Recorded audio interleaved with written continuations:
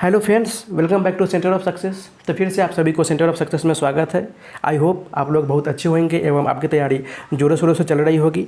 तो फिर से आप लोगों के लिए रुक्मणी प्रकाशन का बिहार एसएससी इंटर लेवल भर्ती the platform volume 2 practice set number second last लेकर आ गया हूँ। इससे पहले कि दोस्तों, अगर आपने पिछले वाले प्रैक्टिस सेट नहीं देखे हैं तो लिंक डिस्क्रिप्शन में है और मैंने ऑलरेडी प्लेलिस्ट बना दिया, आप जाकर वहाँ से देख सकते हैं। तो चलिए फटाफट वीडियो को लाइक कर दीजिए, अपने दोस्तों के साथ शेयर कर दीजिए और चैनल पे पहली बार आए हैं तो चैनल को सब्सक्राइब कर दीजिए और बेल आइकन को दबा दीजिए ताकि जब भी मैं महत्वपूर्ण वीडियो डालूँ तो सबसे पहले नोटिफिकेशन आपके पास पहुँचे। इसमें 75 नंबर क्वेश्चन के प्रश्न को कवर करेंगे जो कि इस टेस्ट सीरीज का टारगेट रहेगा 69 नंबर ऑफ क्वेश्चन। दोस्तों, मैं आपको फुल एक्सप्लेनेशन के साथ ऑथेंटिक जानकारी प्रोवाइड करता हूं, फिर भी आप लोग ना लाइक करते हैं, ना सब्सक्राइब करते हैं और ना ही वीडियो को शुरू से लास्ट तक देखते हैं। तो दोस्तों, अगर मैं कुछ गलती कर रहा हूं तो आप लोग कमेंट कीजिए, मैं उसे सुधारने की कोशिश करूंगा। तो चलिए शुरू करते हैं। आपका practice set number second last practice set number 19 का पहला प्रश्न आपके फोन स्क्रीन पे, जो कि करेंट अफेयर्स के प्रश्न से शुरुआत हो रहा है। बोला जा रहा है कि हाल ही में अजंता एलोरा फिल्म फेस्टिवल में पद्मा पानी लाइफ टाइम अचीवमेंट अवार्ड से किसे सम्मानित किया गया है? तो ये है जावेद अख्तर जी। ऑप्शन डी इसका सही उत्तर हो जाएगा। वही नजमा अख्तर जी को शिक्षा के क्षेत्र में लाइफ टाइम अचीवमेंट पुरस्कार से सम्मानित किया गया था। वही वहीदा रहमान जी को Dada Saheb Phalke life time achievement award से सम्मानित किया गया है। वही तमिल के लेखक अंबाई को Tata literature life time achievement award से सम्मानित किया गया था पिछले साल। तो इस प्रकार आपका ऑप्शन डी सही उत्तर हो जाएगा। अगला प्रश्न, विश्व स्वास्थ्य शिखर सम्मेलन 2023 का आयोजन कहाँ किया गया, जिनका थीम था a defining year for global health action? तो ये जर्मनी में आयोजित किया गया था। ऑप्शन सी इसका सही उत्तर हो जाएगा। इंडोनेशिया की राजधानी जो कि जकार्ता में आयोजित 43वां आसियान शिखर सम्मेलन का आयोजन किया गया था। वही 15वां ब्रिक्स शिखर सम्मेलन दक्षिण अफ्रीका के जोहान्सबर्ग में आयोजित किया गया था और 16वां ब्रिक्स शिखर सम्मेलन 2024 में, जो कि इस साल रूस में आयोजित किया जाएगा।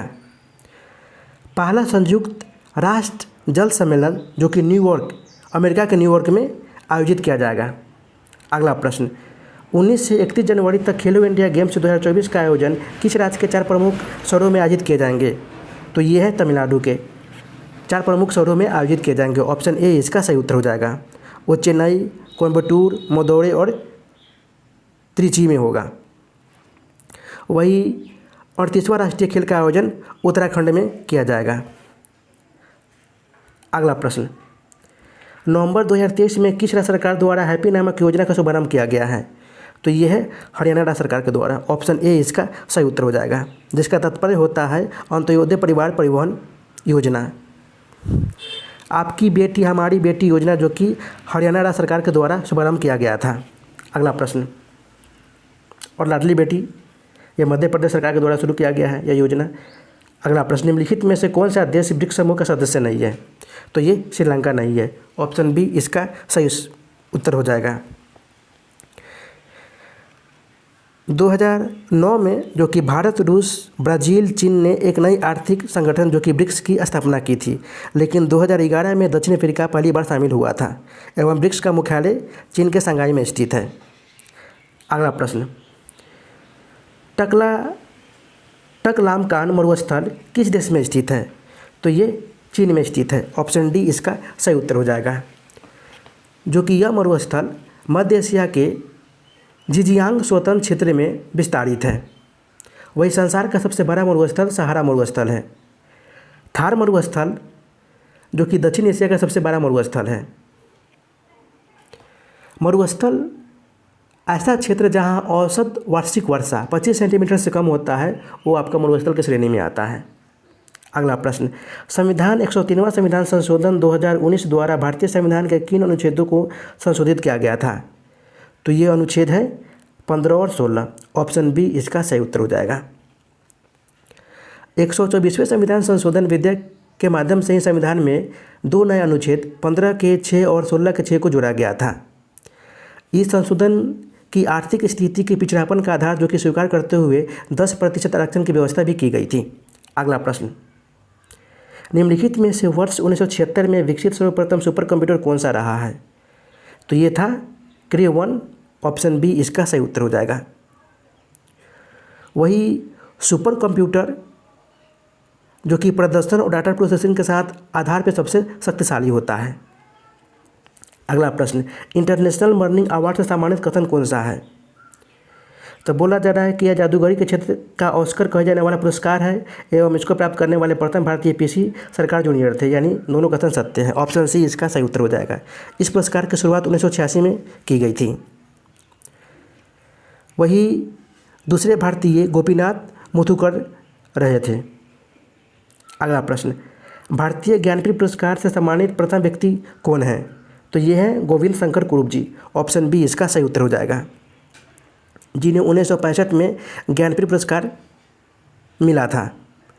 ज्ञानपीठ पुरस्कार जो कि भारत का सर्वोच्च साहित्यिक सम्मान है। और वही प्रथम महिला आशापूर्णा देवी जी थी। अगला प्रश्न, 31 अक्टूबर 2023 को किसने उड़ीसा के नए राज्यपाल के रूप में शपथ ग्रहण किया है? तो ये है रघुवर दास। ऑप्शन ए इसका सही उत्तर हो जाएगा। वही झारखंड के पूर्व सीएम भी रह चुके हैं रघुवर दास जी। वही इंद्रसेना रेड्डी जी जो कि त्रिपुरा के राज्यपाल बनाए गए हैं। नागालैंड के वर्तमान राज्यपाल श्रीलाल गणेशन हैं। वही सिक्किम के वर्तमान राज्यपाल आपका श्री लक्ष्मण आचार्य प्रसाद जी हैं। तो इस प्रकार आपका ऑप्शन ए सही उत्तर हो जाएगा। अगला प्रश्न, बोला जा रहा है कि निम्न युग्मों में से कौन सुमेलित नहीं है? जापान की मुद्रा येन है, ब्राज़ील की मुद्रा रियाल है, चीन की मुद्रा युआन है, जबकि इजराइल की मुद्रा डॉलर नहीं है, ये न्यू शेकेल है। तो इस प्रकार आपका ऑप्शन बी सही उत्तर हो जाएगा। अगला प्रश्न, हाल ही में किस भारतीय मूल की लेखक लेखिका को ब्रिटिश अकादमी बुक प्राइज 2023 प्रदान किया गया है? तो ये है नंदिनी दास को। ऑप्शन ए इसका सही उत्तर हो जाएगा। वही सलमान रुश्दी को पहला life time disturbing the peace award से सम्मानित किया गया है। अगला प्रश्न, किसने सीपीएफ कर्मियों के लिए एक नया ऑनलाइन पोर्टल ई आवास लॉन्च किया है? तो ये अमित शाह है, गृह मंत्री जी। ऑप्शन बी इसका सही उत्तर हो जाएगा। अगला प्रश्न, प्रसिद्ध जैन विचारक वर्धमान महावीर का जन्म निम्नलिखित में से किस शताब्दी ईसा पूर्व में हुआ था? तो ये 6ठी शताब्दी ईसा पूर्व में हुआ था। ऑप्शन सी इसका सही उत्तर हो जाएगा। महावीर जी का जन्म 540 ईसा पूर्व में कुंडग्राम जो कि वैशाली में हुआ था। जैन धर्म का जो कि 5 महाव्रत है, अहिंसा, सत्य, अस्तेय, अपरिग्रह और ब्रह्मचार्य। जैन साहित्य को ही आगम कहते हैं। जैन धर्म के संस्थापक एवं प्रथम तीर्थंकर ऋषभ देव जी रहे हैं। अगला प्रश्न, फिर से यहाँ से मैथ रीजनिंग का प्रश्न शुरू हो गया है, तो मैं आपको 31 नंबर क्वेश्चन पर आना चाहूँगा। बोला जा रहा है कि हाल ही में आईसीएआर के वैज्ञानिक ने किस नदी में पंगेसियस इकाइया नामक की नई प्रजाति की खोज की है? तो ये है कावेरी नदी। ऑप्शन बी इसका सही उत्तर हो जाएगा। कावेरी नदी में ही पंगेसियस इकाइया नाम की नई प्रजाति की खोज की है। अगला प्रश्न, कौन सा सुल्तान नया धर्म चलाना चाहता था किंतु उलेमा लोगों ने विरोध किया था? तो ये सुल्तान है Alauddin. Option Alauddin Khilji. Option B इसका सही उत्तर हो जाएगा, किंतु उलेमा लोगों ने इनको विरोध किया था। खिलजी वंश के संस्थापक अलाउद्दीन खिलजी ने जो कि सिकंदर की तरह ही विश्व विजेता बनना चाहता था। अलाउद्दीन खिलजी का शासनकाल 1296 से 1316 ईस्वी तक रहा था। अलाउद्दीन खिलजी ने स्वयं को यामीन उल खिलाफत नासिरी अमीर उल मिमिन कहा था। लौ और रक्त की नीति अपनाई थी बलबन ने। अगला प्रश्न, मुगल सम्राट अकबर ने किस स्थान पर इबादत खाना का निर्माण किया था? तो ये है फतेहपुर सिकरी में। ऑप्शन ए इसका सही उत्तर हो जाएगा। इबादत खाना की स्थापना जो कि 1575 में की गई थी। अकबर जो कि शेख अब्दुल नबी का परम भक्त था एवं इसकी ही उनकी चरण पादुका को अपने सिर पर उठाया था। अगला प्रश्न, सर्वप्रथम किसने 1857 के विद्रोह को भारत का प्रथम स्वतंत्रता संग्राम कहा था? तो ये वीर सावरकर जी ने। ऑप्शन ए इसका सही उत्तर हो जाएगा। वही आरसी मजूमदार जी के द्वारा 1857 का विद्रोह स्वतंत्रता संग्राम नहीं कहा गया था। अगला प्रश्न, निम्न में से किसे फ्रांसीसी साम्यवाद का जनक माना जाता है? तो ये है सेठ साइमन को। ऑप्शन डी इसका सही उत्तर हो जाएगा। वही आदर्शवादी समाज का प्रवक्ता ये रॉबर्ट ओवेन थे। वही भारत में समाजवाद के जनक एम एन रॉय जी हैं। अगला प्रश्न, बिरजू महाराज संबंधित हैं तो ये कथक से हैं। ऑप्शन सी इसका सही उत्तर हो जाएगा, कथक शास्त्रीय नृत्य से। वही कथक उत्तर प्रदेश का ये शास्त्रीय नृत्य है। वही जयपुर, लखनऊ, बनारस, रायगढ़ ये आपका ये कथक नृत्य के घराने से हैं। कैलाश मानसरोवर तीर्थ यात्रा के लिए वीज़ा लेना पड़ता है क्योंकि यह स्थित है, तो ये तिब्बत के चीन में स्थित है। ऑप्शन बी इसका सही उत्तर हो जाएगा। बौद्ध साहित्य में मानसरोवर का उल्लेख जो कि पृथ्वी पर स्वर्ग के रूप में हुआ था। पशुपति मंदिर जो कि नेपाल की राजधानी काठमांडू के निकट स्थित है। वर्जवराही मंदिर आपका ये भूटान में स्थित है। वही फल उद्यानों का स्वर्ग ये सिक्किम को कहा जाता है। अगला प्रश्न, निम्नलिखित में से किस नदी पे हीराकुंड बहुउद्देशीय परियोजना बनाया गया था? तो ये है महानदी पे। ऑप्शन डी इसका सही उत्तर हो जाएगा। उड़ीसा के संबलपुर के पास महानदी पे बनाया गया था, जो कि विश्व का सबसे लंबी नदी बांध है। इसकी लंबाई 4800 मीटर है एवं इसकी ऊंचाई 160 मीटर है। सतलज नदी पे भाखड़ा नंगल परियोजना स्थापित किया गया है। भाखड़ा नंगल बांध सागर जो कि सबसे ऊंचा बांध है। चंबल परियोजना पे चंबल नदी पे स्थित है। अगला प्रश्न, निम्नलिखित में से कौन सा स्थान वहाँ स्थित दर्रे के साथ सुमिलित नहीं है? तो यहाँ पे देखेंगे कि बनिहाल दर्रा जो कि पीरपंजाल में है, लारथुंगला आपका ये लद्दाख पर्वत श्रेणी में है एवं जलेपला दर्रा आपका ये जास्कर में नहीं है, जो जिला आपका ये वृत्त हिमालय का भाग है। तो जलेपला जास्कर आपका ये सिक्किम में स्थित है। तो इस प्रकार आपका ऑप्शन सी सही उत्तर हो जाएगा। जलेपला दर्रा जो कि सिक्किम को लहासे तिब्बत से जोड़ता है। वही बनिहाल दर्रा जो कि जम्मू को श्रीनगर से जोड़ता है। खारदुंग ला लद्दाख ये पर्वत श्रेणी जो कि शोक और नुब्रा घाटी को जोड़ता है। और जोजिला जो कि अवैध हिमालय में श्रीनगर को कारगिल और लेह से जोड़ता है। तो इस प्रकार आपका ऑप्शन सी सही उत्तर हो जाएगा। अगला प्रश्न, बोला जा रहा है कि औद्योगिक उत्पादन सूचकांक जो कि भारतीय अर्थव्यवस्था में औद्योगिक क्रियाओं का मापक है, इनमें से क्या सम्मिलित नहीं किया जाता? तो ये है गैस और जलापूर्ति। ऑप्शन डी इसका सही उत्तर हो जाएगा। इसमें शामिल 8 प्रमुख क्षेत्र जो कि रिफाइनरी उत्पादन, विद्युत इस्पात, कोयला, कच्चा तेल, प्राकृतिक गैस, सीमेंट और उर्वरक आदि है। अगला प्रश्न, निम्नलिखित में से किस राज्य में स्थित सुल्तानपुर राष्ट्रीय उद्यान अपने प्रवासी व स्थानीय पक्षियों के लिए जाना जाता है? तो यह है हरियाणा। ऑप्शन डी इसका सही उत्तर हो जाएगा। वही हिमाचल प्रदेश में सिम्बलबर्रा राष्ट्रीय उद्यान स्थित है एवं राजस्थान में केवला देवघाना राष्ट्रीय उद्यान स्थित है। अगला प्रश्न, मनुष्य द्वारा सबसे पहले इनमें से किस धातु का उपयोग किया गया था? तो वह तांबा। ऑप्शन बी इसका सही उत्तर हो जाएगा। नवपाषाण काल में जो कि पहली बार धातु का इस्तेमाल मानव ने किया था, जिसे हम ताम्रपाषाण कालिक भी कहते हैं। एवं इस पाषाण युग के लोग जो कि मवेशी पालन और कृषि से संबंधित थे, कार्य करते थे।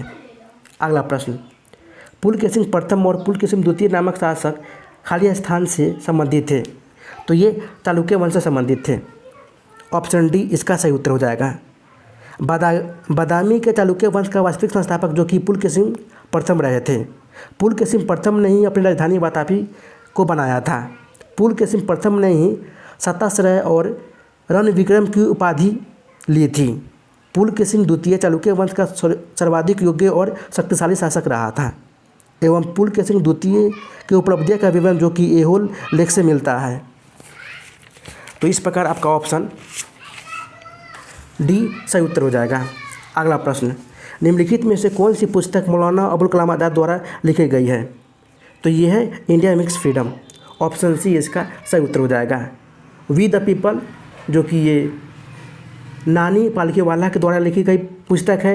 विंग्स ऑफ फायर ये डॉक्टर APJ अब्दुल कलाम की लिखी गई पुस्तक है। एवं गॉड ऑफ स्मॉल थिंग्स आपका ये अरुंधति रॉय द्वारा लिखी गई पुस्तक है।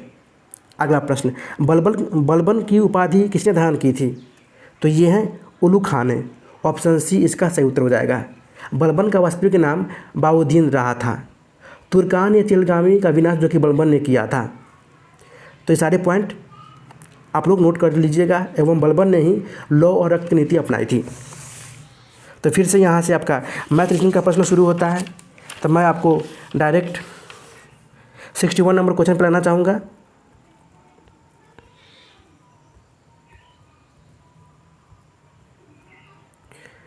बोला जा रहा है कि निम्नलिखित में से कौन सी फसल भारतीय मूल की नहीं है? तो ये मक्का नहीं है। ऑप्शन बी इसका सही उत्तर हो जाएगा। मक्का के साथ आलू भी नहीं है, जो कि ये पुर्तगालियों के द्वारा लाया गया है। ये मक्का और आलू है।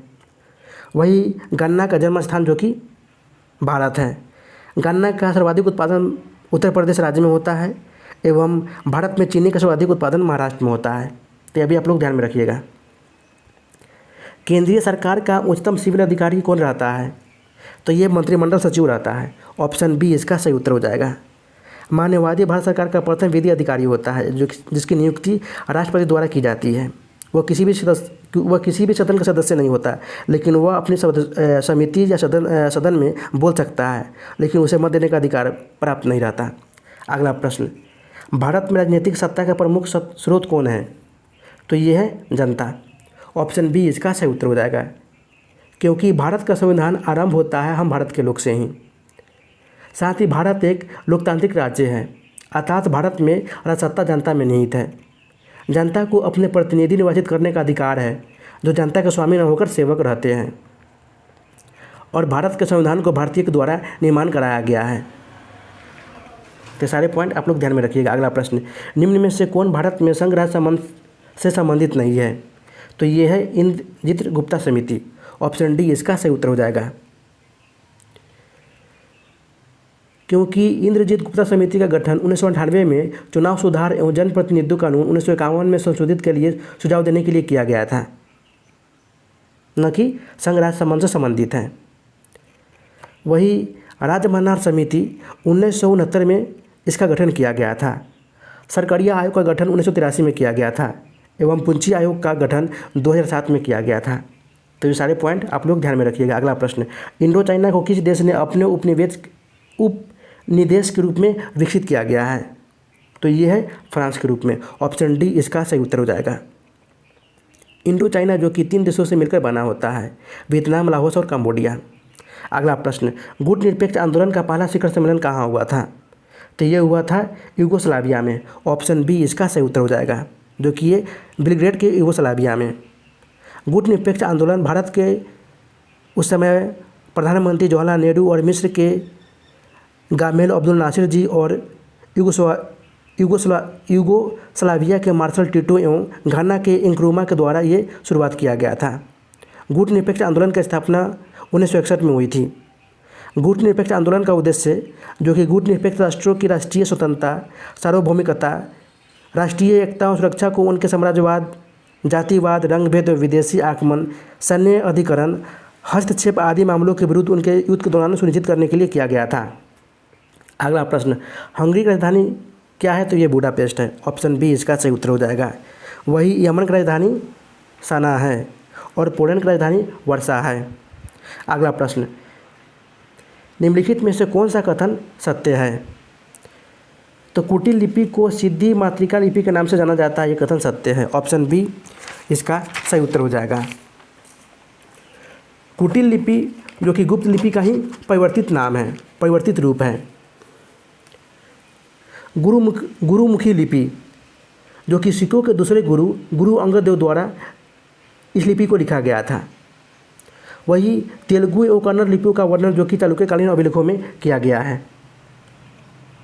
अगला प्रश्न, ग्राम पंचायत का सरकारी पदाधिकारी कौन होता है? तो ये पंचायत सेवक होता है। ऑप्शन बी इसका सही उत्तर हो जाएगा। कोई गांव या निकटस्थ गांव के समूह या कोई भाग जो कि ग्राम पंचायत क्षेत्र घोषित किया जा सकता है, जिसकी जनसंख्या 7000 के पास हो। पंचायत सेवक जो कि राज्य सरकार द्वारा दिए गए सभी कार्यों का लेखा जोखा रखता है। अगला प्रश्न, ग्राम सभा का विभाजन किस में किया जाता है? तो ये वार्ड में। ऑप्शन बी इसका सही उत्तर हो जाएगा। प्रत्येक वार्ड अपना एक प्रतिनिधि चुनता है जो वार्ड और पंच के नाम से जाना जाता है। अगला प्रश्न, भारत में किन राज्यों या क्षेत्रों के किसानों ने खेती के आधुनिक तरीकों का सबसे पहले प्रयोग किया था? तो ये है पंजाब, हरियाणा और पश्चिमी उत्तर प्रदेश। ऑप्शन सी इसका सही उत्तर हो जाएगा।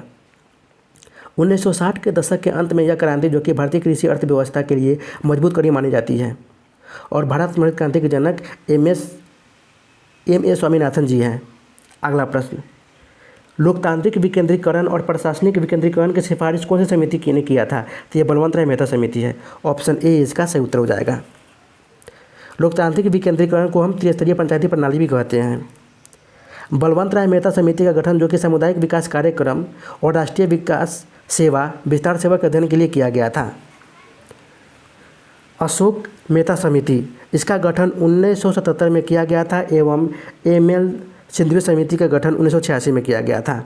अगला प्रश्न, भारतीय डाकघर के लोकप्रिय योजना किसान विकास पत्र की परिपक्वता अवधि कितने महीने की होती है? तो ये 123 महीनों की होती है। ऑप्शन सी इसका सही उत्तर हो जाएगा।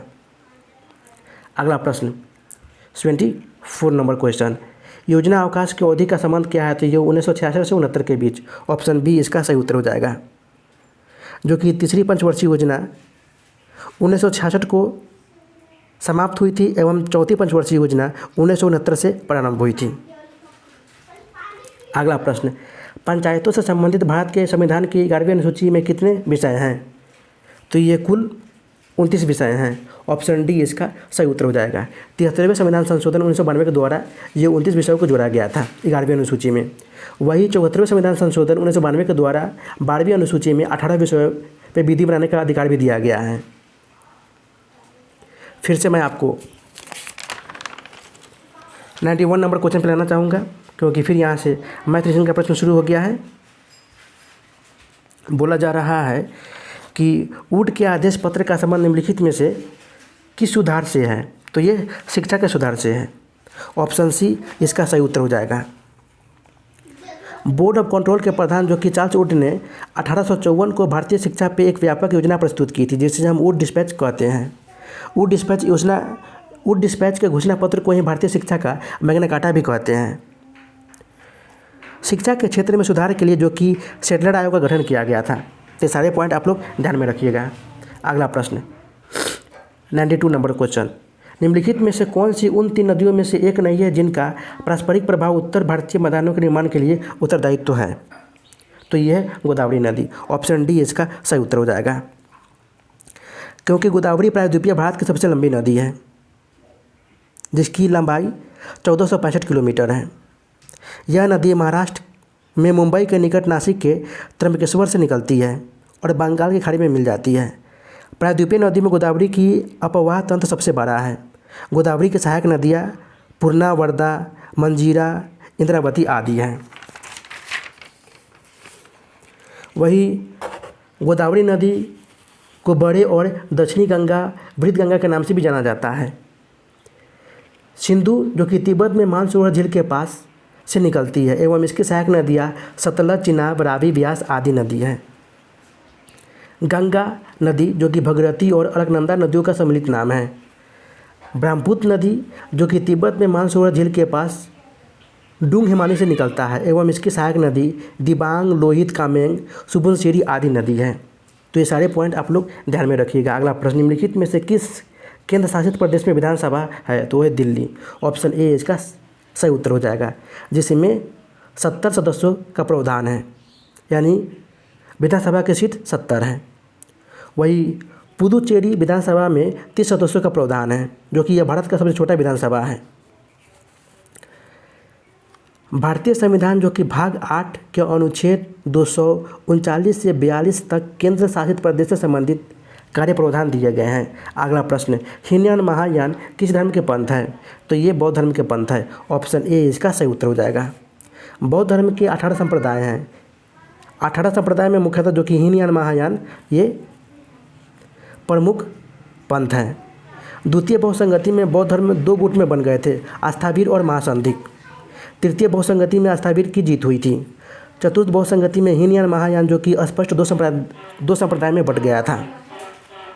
अगला प्रश्न, ब्रह्मपुत्र नदी बांग्लादेश में क्या कहलाता है? तो ये जमुना कहलाता है, जबकि गंगा बांग्लादेश में पद्मा कहलाता है। भारत से होकर बहने वाली सबसे लंबी नदी जो कि ब्रह्मपुत्र नदी है। ब्रह्मपुत्र नदी जो कि तिब्बत में मानसरोवर झील से हिमालय से निकलती है। अगला प्रश्न, एक डायमंड में प्रत्येक कार्बन परमाणु खाली स्थान से बंधे होते हैं, तो ये 4 अन्य कार्बन परमाणुओं से बंधे होते हैं। ऑप्शन डी इसका सही उत्तर हो जाएगा। कार्बन को हम सार्वभौमिक तत्व भी कहते हैं। डायमंड जो कि कार्बन का क्रिस्टलीय अपरूप है। हीरा जिसमें total internal reflection of light के कारण ही बहुत अधिक चमकता है, पूर्ण आंतरिक परावर्तन के कारण। अगला प्रश्न, गति के तीसरे नियम के अनुसार क्रिया और प्रतिक्रिया क्या है? तो ये सदैव 2 भिन्न वस्तुओं पर विपरीत दिशाओं में कार्य करती है, यानी ऑप्शन बी इसका सही उत्तर हो जाएगा। प्रत्येक क्रिया के बराबर विपरीत प्रतिक्रिया होती है तथा यह 2 भिन्न पिंडों पर कार्य करती है, जो कि इसे न्यूटन का तृतीय नियम भी कहते हैं। अगला प्रश्न, पानी की कमी के कारण कोशिका के संकुचित होकर कोशिका भित्ति से अलग होने की प्रक्रिया को क्या कहते हैं? तो इसके बोला जाता है प्लाज्मोलिसिस। ऑप्शन डी इसका सही उत्तर हो जाएगा। अगला प्रश्न, कार्बोक्सिलिक एसिड निम्नलिखित में से किस क्रियात्मक समूह में उपस्थित होती है? तो ये कार्बोक्सिलिक अम्ल है। ऑप्शन ए इसका सही उत्तर हो जाएगा। वही कीटोन, इसका सूत्र होता है C carbon double bond oxygen. Aldehyde का सूत्र होता है CHO। वही अल्कोहल यानी OH। तो इस प्रकार आपका ऑप्शन ए सही उत्तर हो जाएगा। तरल में प्रवाह का अद्वितीय गुण होता है, निम्नलिखित में से कौन सा कथन सही है? गैस तथा द्रव तरल के समान व्यवहार करता है, ये कथन सही है। ऑप्शन सी इसका सही उत्तर हो जाएगा। द्रव और गैस जो कि तरल के समान व्यवहार करता है। द्रव और गैस तरल कहलाते हैं क्योंकि इसमें प्रभावित होने की क्षमता अधिक होती है। द्रव और गैस के कण गति करने के लिए स्वतंत्र होते हैं, इसलिए इसको अद्वितीय गुण भी कहा जाता है। ऑप्शन सी इसका सही उत्तर हो जाएगा। अगला प्रश्न, ध्वनि तरंगे किस प्रकार की तरंगे होती है? तो ये अनुदैर्ध्य यांत्रिक तरंगे होती है। ऑप्शन बी इसका सही उत्तर हो जाएगा। जब तरंग गति की दिशा माध्यम के कणों के कंपन करने की दिशा के समानांतर होती है, ऐसी तरंगों को हम अनुदैर्ध्य तरंग कहते हैं। जिस यांत्रिक तरंगों की आवृत्ति जो कि 20 हर्ट्ज से 20,000 हर्ट्ज के बीच होती है, उसको हम श्रव्य तरंग कहते हैं, जिसको हम सुन सकते हैं। ध्वनि एक माध्यम से दूसरे माध्यम में जाती है तो ध्वनि की चाल एवं तरंगदैर्ध्य बदल जाती है, लेकिन आवृत्ति नहीं बदलती। तो सारे पॉइंट आप लोग ध्यान में रखिएगा। अगला प्रश्न, श्लेष्मा झिल्ली के सूजन को खाली स्थान कहा जाता है, तो इसको कहते हैं ब्रोंकाइटिस। ऑप्शन ए इसका सही उत्तर हो जाएगा। ब्रोंकाइटिस को हम श्वास नली पर ब्रोंकाइटिस को श्वास नली प्रभावित करता है। हेपेटाइटिस जो कि यह विषाणु जनित रोग है, यह यकृत की कोशिकाओं को प्रभावित करता है। आइडाइटिस आँख के मध्य झिल्ली में सूजन के कारण उत्पन्न होता है। वही ग्रेस्टाइटिस ये आमाशय की भीतरी दीवार में सूजन के कारण होता है। तो सारे पॉइंट आप लोग ध्यान में रखिएगा। अगला प्रश्न, निम्नलिखित में से किस प्रकार के प्रदूषण को वाहनों में उत्प्रेरक कन्वर्टर फिट करके नियंत्रित किया जाता है? तो ये वायु प्रदूषण को। ऑप्शन बी इसका सही उत्तर हो जाएगा। अगला प्रश्न, बोला जा रहा है कि जल किस प्रकार का संसाधन है? तो ये चक्रीय संसाधन है। ऑप्शन ए इसका सही उत्तर हो जाएगा। अगला प्रश्न, निम्नलिखित में से किन परिस्थितियों में हाइड्रोजन गैस के अणुओं के मध्य दूरी बढ़ेगी? तो यहाँ पे ऑप्शन में बोला जा रहा है कि कुछ हाइड्रोजन गैस के पात्र के रिसाव होने पर और हाइड्रोजन गैस के पात्र का आयतन बढ़ाकर। तो इस प्रकार आपका ऑप्शन सी जो कि 2 और 3 दे रखा है, ऑप्शन सी इसका सही उत्तर हो जाएगा। गैस के अणु जिस पात्र में रखा जाता है उस पात्र के आयतन के आकार जो कि आकार का आयतन प्राप्त कर लेता है। ठोस के अणु के मध्य दूरी और आयतन निश्चित होते हैं और गैस के अणुओं के मध्य दूरी और आयतन अनिश्चित होता है। तो इस प्रकार आपका ऑप्शन सी सही उत्तर हो जाएगा। अगला प्रश्न, जो कि फिर से यहाँ से मैथ रीजनिंग का प्रश्न शुरू होता है, तो मैं आपको 122 नंबर क्वेश्चन पे लाना चाहूँगा। बोला जा रहा है कि पशुपालन और पादप प्रजनन कार्यक्रम उदाहरण हैं, तो ये हैं कृत्रिम चयन के। ऑप्शन बी इसका सही उत्तर हो जाएगा। कृत्रिम चयन एक ऐसी प्रक्रिया है जिसमें मानव केवल उन लक्षणों या चरित्रों को चुनता है जो उनके वंश में स्थानांतरित हो जाते हैं। प्राकृतिक चयन एक धीमी प्रक्रिया है जिसके द्वारा बदलते लक्षण आबादी में कम या ज़्यादा सामान्य हो जाते हैं। वही रिवर्स इवोल्यूशन या डिवोल्यूशन एक अवधारणा है जिसमें प्रजातियाँ समय के साथ और अधिक आदिम रूपों में बदल सकती हैं। तो इस प्रकार आपका ऑप्शन बी सही उत्तर हो जाएगा। अगला प्रश्न, पुरानी किताबों में पन्ने के भूरे होने की प्रक्रिया को क्या कहते हैं? तो इसको बोलते हैं फॉक्सिंग। ऑप्शन बी इसका सही उत्तर हो जाएगा। कागज़ जो कि सेलुलोज के ऑक्सीकरण से बना होता है, फॉक्सिंग के कारण ही विंटेज पेपर जो कि दस्तावेज जैसे किताबों, पोस्टेज स्टाम्पों, प्रमाण पत्रों आदि में धब्बे तथा उनका ऑक्सीकरण हो जाता है। किसी ठोस पदार्थ से किसी विलेय पदार्थ का निष्कर्षण करना जो कि निकालने की प्रक्रिया ही निच्छलन कहलाता है। अगला प्रश्न, क्षय रोग किसके कारण होता है? तो ये जीवाणु के कारण होता है। ऑप्शन सी इसका सही उत्तर हो जाएगा। क्षय रोग माइकोबैक्टीरियस ट्यूबरकुलोसिस नामक जीवाणु से होता है। माइकोबैक्टीरियम ट्यूबरकुलोसिस जीवाणु जो कि जब लिम्फेटिक ग्रंथियों में प्रवेश करता है तो ग्रंथियों का क्षय और कंठमाला उत्पन्न कर देता है। तो इस प्रकार आपका ऑप्शन सी सही उत्तर हो जाएगा। अगला प्रश्न, निम्नलिखित में से किसका इलेक्ट्रॉनिक विन्यास 2 8 13 1 4 है? यानी कुल 24 है परमाणु क्रमांक, तो ये है क्रोमियम का। ऑप्शन ए इसका सही उत्तर हो जाएगा। कॉपर इसका परमाणु क्रमांक 29 होता है, सिल्वर Ag 47 और प्लेडियम 46। अगला प्रश्न, निम्नलिखित में से क्या नाभिकीय ऊर्जा उत्पादन का प्रमुख खतरा है? तो ये है भंडारण और प्रकीर्णन। ऑप्शन सी इसका सही उत्तर हो जाएगा। परमाणु ऊर्जा का उपयोग जो कि नाभिकीय चिकित्सा, नाभिकीय कृषि, खाद्य सुरक्षा जैसे कार्यक्रमों में किया जा रहा है। परमाणु ईंधन को ठंडा रखने के लिए बहुत ज़्यादा मात्रा में पानी उस पर लगातार छोड़ा जाता है जो कि यह पानी परमाणु प्रदूषित हो जाती है।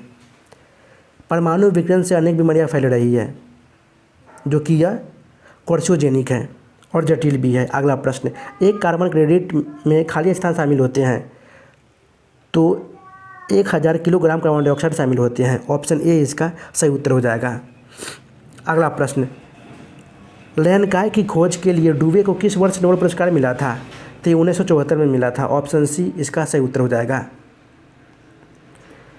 लेकिन लैनकाय या लाइसोसोम जिसका कार्य होता है बाह्यकोशिकीय पदार्थों का पाचन करना, अंतःकोशिकीयों का पाचन करना, आत्मलयन करना और कोशिका विभाजन में सहायता प्रदान करना, इनके प्रमुख कार्य हैं। लाइसोसोम जो कि अधिकतर जंतु कोशिकाओं में मुख्य रूप से एंजाइम अभिक्रिया करने वाली कोशिकाएं जैसे अग्नाशय, यकृत, मस्तिष्क, थायराइड, गुर्दा आदि में पाए जाते हैं, जिनको डुवे ने खोज किया था। अगला प्रश्न, भारी जल के नामकरण का आधार क्या है? तो ये प्रोटियम के स्थान पे ड्यूटेरियम का उपयोग किया जाता है जो हाइड्रोजन का अपेक्षाकृत भारी समस्थानिक होता है। तो इस प्रकार आपका ऑप्शन भी सही उत्तर हो जाएगा। जब जल के अणु हाइड्रोजन के साथ ड्यूटेरियम रहता है तो ये जल को भारी जल कहते हैं जिसका सूत्र होता है D2O। भारी जल की खोज यूरे ने 1932 में किया था। भारी जल का उपयोग जो कि नाभिकीय रिएक्टरों में मंदक के रूप में किया जाता है और इसका आणविक भार 20 होता है। अगला प्रश्न, मवेशियों के मुंह फट रोग किस सूक्ष्मजीव के कारण होता है? तो ये विषाणु के कारण होता है। ऑप्शन सी इसका सही उत्तर हो जाएगा। वही पशुओं में गिल्टी रोग जीवाणु के कारण होता है। अगला प्रश्न, गंदे सार्वजनिक मूत्राशय में से कौन सी गैस निकलती है? तो ये अमोनिया गैस निकलती है, NH3। वही क्लोरीन फ्लू को रंग को उड़ा देती है जो कि दम घुटने वाली गैस गंध की गैस होती है। कार्बन मोनोऑक्साइड एक विषैली गैस होती है जो गाड़ियों के धुएं से निकलती है जिसका अणुसूत्र होता है CO और परमाणु क्रमांक होता है 28 और अम्ल वर्षा में सल्फर डाइऑक्साइड जो कि सर्वाधिक होता है। तो ये सारे पॉइंट आप लोग ध्यान में रखिएगा। अगला प्रश्न, बोला जा रहा है कि ऊर्जा के एक आदर्श पिरामिड में यदि हरे पौधे द्वारा 500 जूल सौर ऊर्जा ग्रहण की जाती है तो केवल खाली स्थान पौधे द्वारा अवशोषित करके रखी जाएगी तो बाकी पर्यावरण में लुप्त हो जाएंगे। तो ये 500 जूल लुप्त हो जाएंगे। ऑप्शन सी इसका सही उत्तर हो जाएगा। क्योंकि 10% नियम के अनुसार ही जीवों के एक विशेष पोषी स्तर में प्रवेश करने वाली ऊर्जा का केवल 10% ही अगले उच्च पोषी स्तर पर हस्तांतरण के लिए उपलब्ध होगा। तो इस प्रकार आपका ऑप्शन सी सही उत्तर हो जाएगा। अगला प्रश्न बोला जा रहा है कि अपक्रिया Fe3+ इलेक्ट्रॉन नेगेटिव रिएक्शन करके Fe2+ के लिए निम्नलिखित में से क्या सही नहीं है? तो यहाँ पे बोला जा रहा है कि Fe3+ और Fe2+ दोनों अम्लीय मूलक कहे जाते हैं। ये कथन सही नहीं है। ऑप्शन डी इसका सही उत्तर हो जाएगा। क्योंकि Fe3+ इलेक्ट्रॉन निगेटिव Fe3+ अपचयित होता है। आयरन की ऑक्सीकृत अवस्था परिवर्तित होता है, जबकि आयरन 3+ को ऑक्सीकारक कहा जाता है। अगला प्रश्न, जब एक पिंड को किसी तरल में पूरी तरह से आंशिक रूप से डुबाया जाता है तो उस पर उधर दिशा में एक बल प्रयुक्त होता है। उस पिंड द्वारा स्थापित किए गए तरल के भार होता है। तो इस नियम को यह किस नियम द्वारा स्पष्ट होता है? तो यह है आर्किमिडीज का सिद्धांत। ऑप्शन डी इसका सही उत्तर हो जाएगा। आर्किमिडीज का सिद्धांत, ऑप्शन डी इसका सही उत्तर हो जाएगा। अगला प्रश्न, बोला जा रहा है कि निम्नलिखित में से कौन सा भारत का पहला अंतराग्रिक अभियान था? तो ये है चंद्रयान अभियान। सॉरी दोस्तों, ये मंगलयान मिशन है। ऑप्शन बी इसका सही उत्तर हो जाएगा, जो कि 2013 में इसे उड़ान भरा था और 2014 में ये अंतरिक्ष में पहुंचा था। वही आर्यभट्ट मिशन, जो कि भारत का पहला अंतरिक्षयान मिशन था, जो कि 1975 में उड़ान भरा था। तो इस प्रकार आपका ऑप्शन बी सही उत्तर हो जाएगा। तो दोस्तों, वीडियो को शुरू से अंत तक देखने के लिए आपको बहुत बहुत धन्यवाद। चैनल पे पहली बार आए हैं तो चैनल को सब्सक्राइब कर दीजिए और बेल आइकन को दबा दीजिए, ताकि जब भी मैं महत्वपूर्ण वीडियो डालूँ तो सबसे पहले नोटिफिकेशन आपके पास पहुँचे। तो फिर मिलते हैं नेक्स्ट वीडियो में, तब तक के लिए goodbye, Jai Hind, take care of yourself.